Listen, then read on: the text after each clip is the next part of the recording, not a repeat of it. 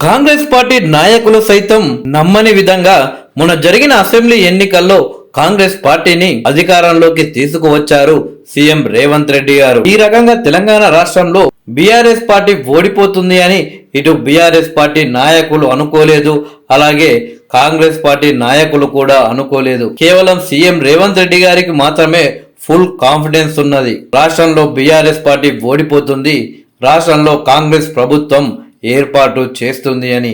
అందుకే డేటుతో సహా ముందుగానే రేవంత్ రెడ్డి గారు చెప్పారు. అయితే ఆ తర్వాత మొత్తానికి తెలంగాణ రాష్ట్రంలో ప్రభుత్వాన్ని ఏర్పాటు చేశాడు సీఎం రేవంత్ రెడ్డి గారు. అసెంబ్లీ ఎన్నికలు అయిపోగానే లోక్సభ ఎన్నికలు రావడంతో కాంగ్రెస్ పార్టీ నాయకులు బిజీగా గడిపారు.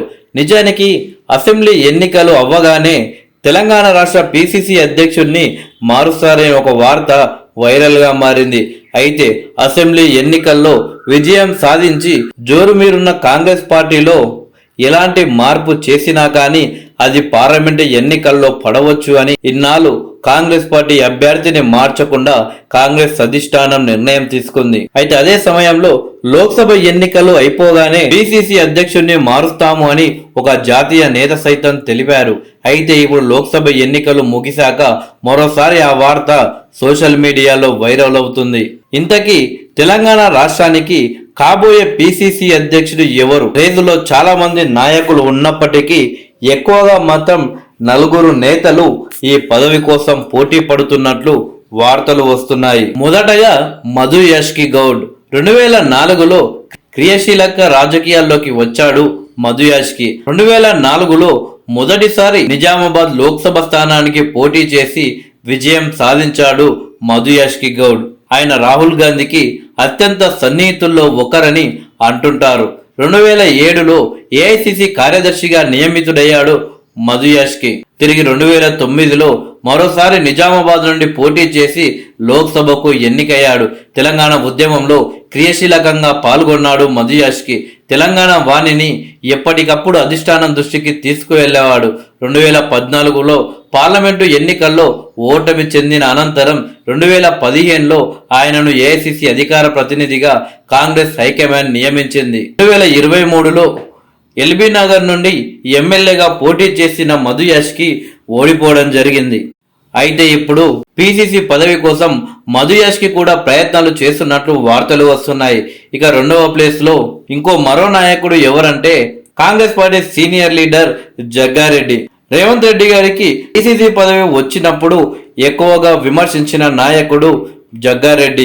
పిసిసి పదవి వచ్చిన తర్వాత కూడా రేవంత్ రెడ్డిని ఇబ్బంది పెట్టిన నాయకులలో జగ్గారెడ్డి ముందు వరుసలో ఉంటారు. అయితే కాంగ్రెస్ పార్టీ అధికారంలోకి రాకముందు జగ్గారెడ్డి అలాగే రేవంత్ రెడ్డి మధ్య కొంచెం గ్యాప్ ఉన్నమాట వాస్తవం. కానీ ప్రభుత్వం ఏర్పాటు చేసిన తర్వాత వీరిద్దరూ కలిసిపోయారనే వార్త వైరల్ అవుతుంది. జరిగిన అసెంబ్లీ ఎన్నికల్లో జగ్గారెడ్డి ఎవరు ఊహించని విధంగా ఓటమి చెందారు. అయితే పిసిసి పదవి కోసం జగ్గారెడ్డి చాలా ప్రయత్నాలు చేస్తున్నారని టాక్. పిసిసి పదవి కోసం పోటీ పడుతున్న మరొక నాయకుడు మాజీ ఎమ్మెల్యే సంపత్ కుమార్. 2014లో అలంపూర్ నుండి ఎమ్మెల్యేగా గెలిచాడు సంపత్ కుమార్. ఆ తర్వాత రాష్ట్ర స్థాయి నేతగా మంచి గుర్తింపు తెచ్చుకున్నారు. 2019లో అలంపూర్ నుండి మరోసారి ఎమ్మెల్యేగా పోటీ చేశాడు సంపత్ కుమార్. కానీ ఊహించని విధంగా ఓటమి చెందాడు సంపత్ కుమార్. అయితే మొన్న జరిగిన అసెంబ్లీ ఎన్నికల్లో ఈసారి అలంపూర్ నుండి తప్పకుండా సంపత్ కుమార్ గెలుస్తాడు అని అందరూ భావించారు. కానీ మరొకసారి ఆయన్ని ఓటమి నుండి ఎవరు తప్పించలేకపోయారు. అయితే సంపత్ కుమార్ కూడా పిసిసి పదవి కోసం బాగానే ప్రయత్నాలు చేస్తున్నారని టాక్. ఇక పిసిసి పదవి కోసం బలంగా పోటీ పడుతున్న మరొక నేత అద్దంకి దయాకర్. ప్రస్తుతం పిసిసి పదవి దక్కించుకునే వారిలో ముందు వరుసలో ఉన్నారు అద్దంకి దయాకర్. మొన్న జరిగిన అసెంబ్లీ ఎన్నికల్లోనే అద్దంకి దయాకర్ కి తుంగతుర్తి ఎమ్మెల్యే టికెట్ రావాల్సింది. కానీ కొన్ని పరిస్థితుల వల్ల అద్దంకి దయాకర్ కు టికెట్ దక్కలేదు.